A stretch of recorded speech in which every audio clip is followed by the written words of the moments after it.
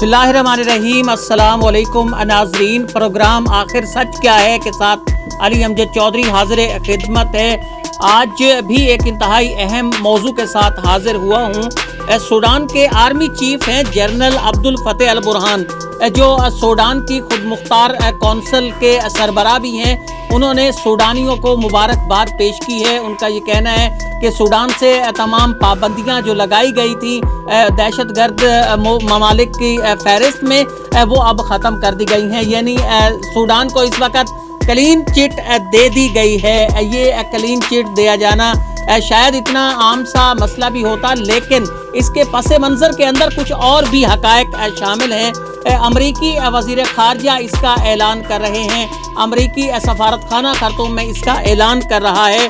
और इसके अगर मज़ीद हम ज़रा पीछे जाएं तो इसमें वो दिखाई देता है कि बहरीन और मुत्तहिदा अरब अमारात के बाद सूडान वो मुल्क था जिसने इशारा दिया था कि वो अब इसराइल को तस्लीम करने जा रहा है और इसराइल के साथ उसके ताल्लुकात अब बहाल हो सकते हैं। ये वही सूडान है जहां उसामा बिन लादन जो अलकायदा के सरबराह थे, उन्होंने पनाह ली थी पूरी दुनिया में। जब उन्हें एक वक़्त ऐसा था पनाह नहीं मिली थी, तो सूडान वो मुल्क था जहां उन्हें पनाह मिली थी। और सूडान के उस वक़्त के सदर उमर अल बशीर ने उन्हें पनाह दी थी। उन पर पाबंदियां लगाई गई थी, लेकिन उसके बावजूद उन्हें सूडान में पनाह भी मिली।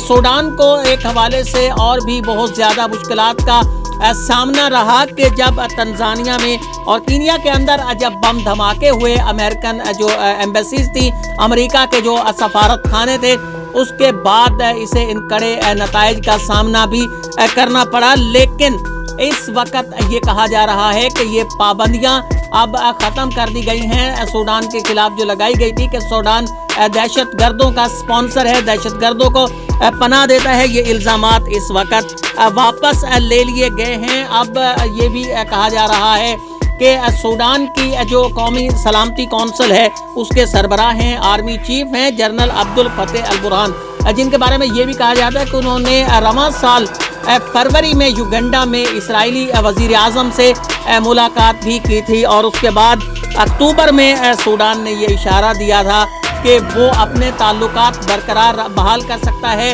वो सफारती ताल्लुकात कायम कर सकता है इजराइल के साथ। अब इस सूरत हाल का पाकिस्तान के साथ भी एक ताल्लुक है, क्योंकि पाकिस्तान भी उन ममालिक में शामिल है कि जो इजराइल को तस्लीम नहीं करते।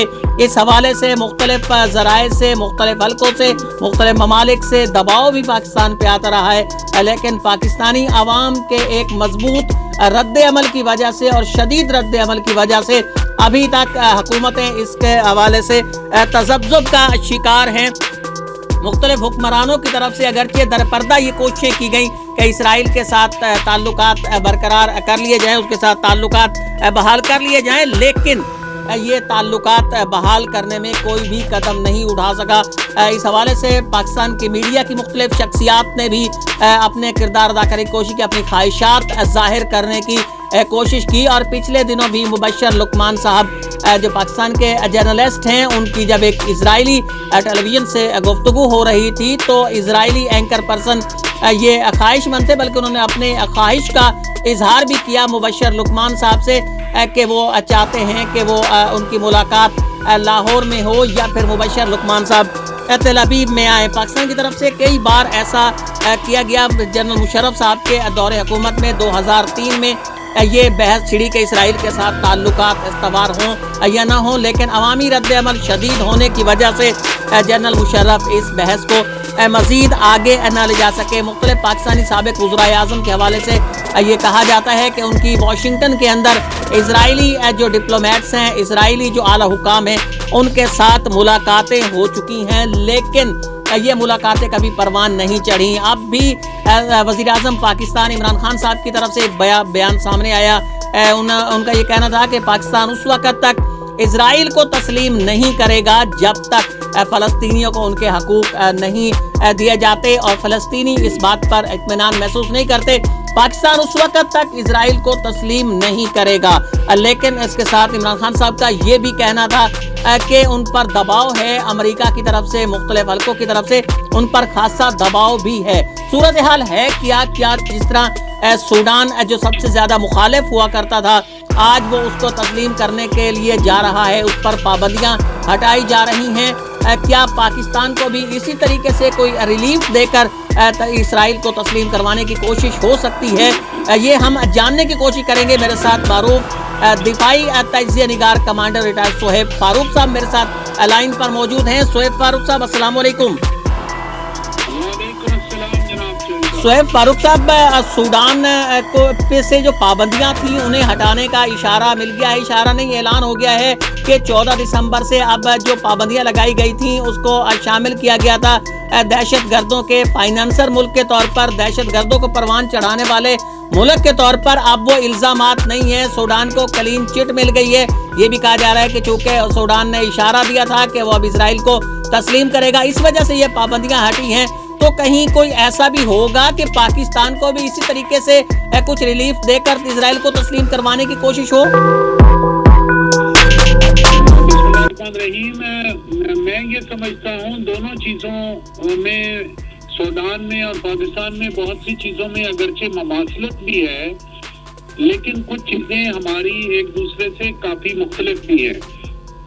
یہاں پر اگر آپ غور فرمائیں تو سوڈان بھی پاکستان کی طرح یو کے کے زیر نگی ایک سلطنت تھی, لیکن یہ انگلینڈ کے علاوہ ایجپٹ اور انگلینڈ مشترکہ طور پر اس کو کنٹرول کرتے تھے.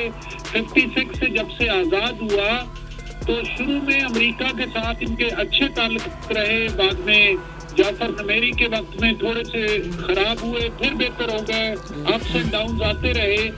درمیان میں 23 سال عمر البشیر والے جو گزرے وہ آپ کو معلوم ہے کہ بہت خراب رہے. اسی دوران اوباما والا اور یہ تمام واقعات ہوئے ہیں جب اس کو ہم نے کیا, اگرچہ کہ یہ ان کے ساتھ خراب. دراصل میں آپ کو اوباما سے بھی پہلے کی بات بتانا چاہتا ہوں کہ تعلقات اس وقت سے 89 سے ٹوٹنا شروع ہو گئے.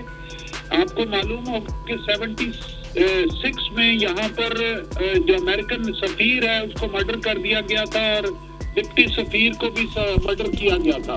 اور بعد میں جس وقت یہ عمر البشیر کے بعد یہ خراب سے خراب ہوتے چلے گئے. اب بدقسمتی کی بات یہ دیکھیں کہ ابھی ریسنٹلی جب جو پومپیو صاحب اگست میں آ کر یہ ابھی پریزیڈنٹ جنرل صاحب کو مل کر گئے تو اس وقت باتیں تو اس وقت طے ہو گئی, لیکن آپ شرائط دیکھیں امریکہ کی اور سوڈان کے لیے بھی میرے نزدیک ایک ڈگنیٹی سے گرا ہوا معاہدہ لگتا ہے کہ ایک طرف انہوں نے کہا کہ $33 کروڑ بھی آپ ادا کریں ان امریکنز کا جو مختلف حملوں میں اور مختلف دھماکوں میں سوڈان میں امریکنز جن کی ڈیتھ ہوئی ان کی فیملیز کے لیے, یعنی $335 ملین بھی انہوں نے کہا کہ ہمیں ادا کریں.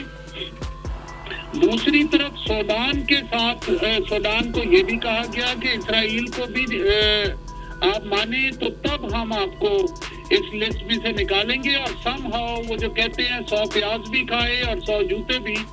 لیکن اس وقت وہ آگے بڑھنے کے لیے وے فارورڈ ہر ملک کی لیڈرشپ اپنے لیے سوچتی ہے. تو یہ اس وقت ان کے جو جنرل صاحب ہیں انہوں نے جس طرف بھی سوچا ہے اس کو اگر آپ دیکھیں تو اب یہ یعنی 19 اکتوبر کو ابھی اعلان کر رہے ہیں, یہ شروعات ہوتی ہے اور اکتوبر میں شروع ہوتی ہے اس کی شروعات, اور 19 دسمبر کو جو ہے وہ ڈونلڈ ٹرمپ اعلان کرتے ہیں اس بات کا کہ یہ اسرائیل کو بھی کرنے جا رہے ہیں. کمانڈر صاحب اس کے بعد پیسوں کا کہا گیا ہے کہ جی پیسے ادا کر دیں. اب پیسوں کی سیٹلمنٹ بھی ہونے کے بعد اب یہ اعلان ہوا ہے.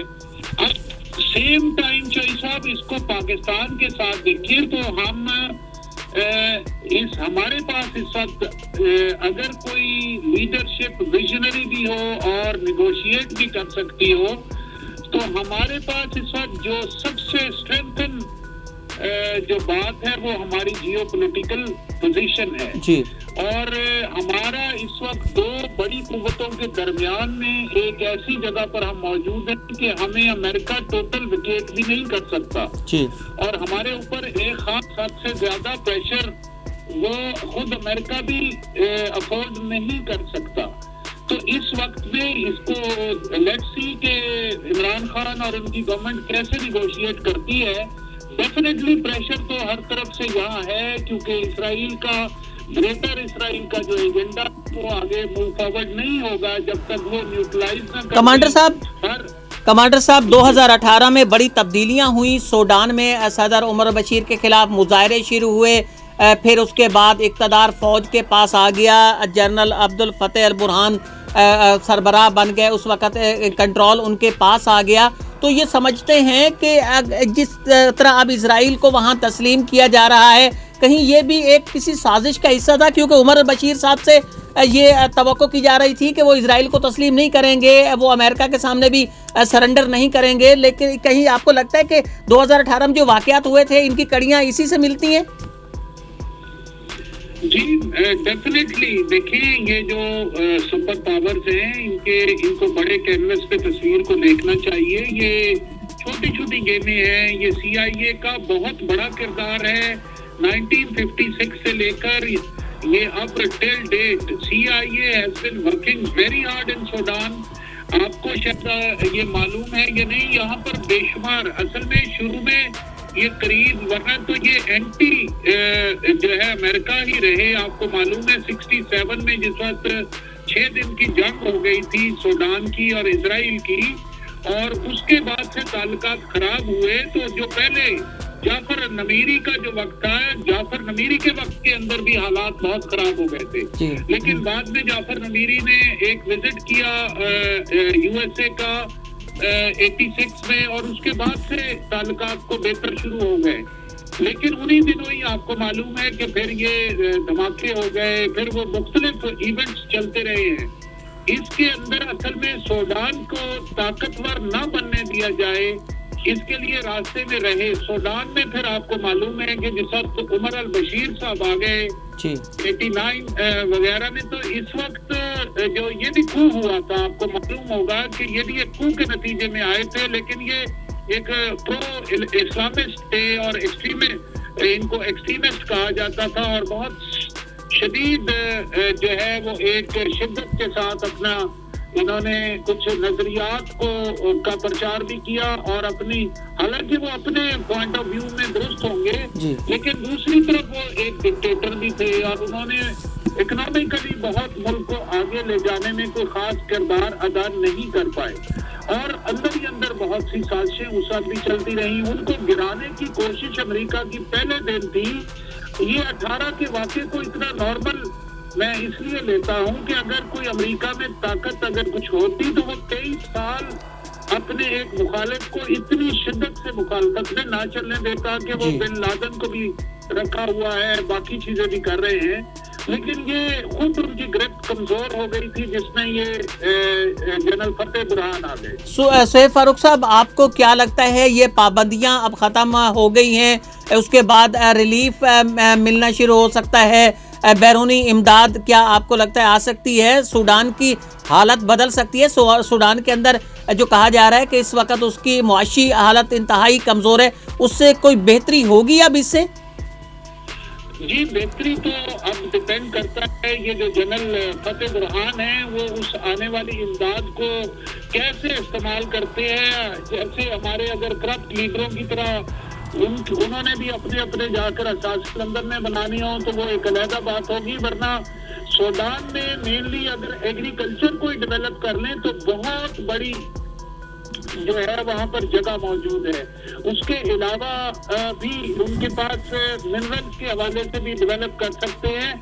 سیلف سسٹینیبل اکانومی جو ہے اس کی طرف اگر جنرل فتح نے اس ساری آنے والی امداد کو ڈائیورٹ کر لیا تو وہ جو ہے وہ اس کو کر پائیں گے. اور اگر اس کے بدلے میں کچھ پلازا کچھ جو ہے روڈز اور کچھ چیزیں ڈال دی لیکن ٹینجیبل اکانومی اسٹرینتھ نہ کر پائے تو یہ ساری یہ قربانیاں اور یہ 100 جوتے اور 100 پیار سب برابر ضائع ہو جائے. کمانڈر صاحب آخری سوال آپ سے کہ یہی حربہ پاکستان کے لیے بھی استعمال کیا جا سکتا ہے؟ کہیں سے کوئی ریلیف، کہیں سے کوئی لالچ، یہ ساری چیزیں ملا جلا کے پاکستان کو بھی مجبور کرنے کی اب مزید کوشش ہو سکتی ہے کہ پاکستان بھی اسرائیل کو اب تسلیم کر لے، اس کے ساتھ سفارتی تعلقات قائم کر لے؟ بات یہ ہے جو صاحب کہ ہزاروں سال سے جو طاقتور ہے اس کے پاس دو ہی طریقہ کار ہیں. ہم اس کا ہر دفعہ ایک نئی اسٹریٹجی، نئے انالیسس، نئی وہ بات کرتے ہیں، لیکن دو ہی باتیں ہیں، کیرٹ اینڈ اسٹک. گاجر دکھائیں، کچھ لالچ دکھائیں یا ڈنڈا دکھائیں. یہ بیسک رول ہے ہزاروں سال سے، جو جس کے ہاتھ میں طاقت ہے. پاکستانیوں پر کون سا حربہ زیادہ کارآمد ہوگا کمانڈر صاحب؟ پاکستانیوں پہ گاجر یا پھر ڈنڈا؟ میرے نزدیک گاجریں دیکھ کر اہم ہو گئے ہیں، ہماری ہو گئی ہے اب نفسیاتی طور پر بس کہ گاجر ہمارے ہاں نہیں جاتی، سیدھی ایون فیلڈ جاتی ہے یا سرے کے محلوں میں جاتی ہے. وہ گاجریں پہنچتی نہیں ہیں چونکہ تو پاکستانی قوم کی گاجروں سے ہو گئی ہے بس. اور ڈنڈے سے اب ہم آگے اس سے مزید دھماکے اور مزید موتیں اس سے ہم نے کیا دیکھنی ہے. تو ہم ایک سائیکولوجیکلی ایک بے خوف مقام پر پہنچے ہوئے ہیں. اب ہمیں سعودیہ ہمارا پرانا دوست ہے، اگر ہمارے مفاد پہ نہیں ہے تو ہم اس سے آنکھیں پھیرنے میں ہمیں کوئی دیر نہیں لگی. تو اس لیے اب ہماری شاید ذہنی کیفیت ہے، کاش کہ ہماری لیڈرشپ بھی اب ایمانداری دکھا دے اور پاکستان کے مفادات کو سامنے رکھ کر فیصلے کرے. تو میں نہیں سمجھتا کہ امریکہ میں یہ جرت ہو کہ ہمیں جو ہے کوئی ڈکٹیٹ کرا سکے. بہت شکریہ کمانڈر سہیب فاروق صاحب، آپ نے ہمیں وقت دیا. کمانڈر سہیب فاروق صاحب ہمارے ساتھ تھے، ان کی گفتگو آپ نے سنی. ان کا یہی کہنا تھا کہ ہمیں ایک باحیثیت ایک پروقار قوم کے طور پر اپنے فیصلے کرنے ہوں گے. پاکستان کے لیے کسی بھی چیز کی کمی نہیں ہے، پاکستان کے پاس وسائل بھی یہاں پیدا کیے جا سکتے ہیں.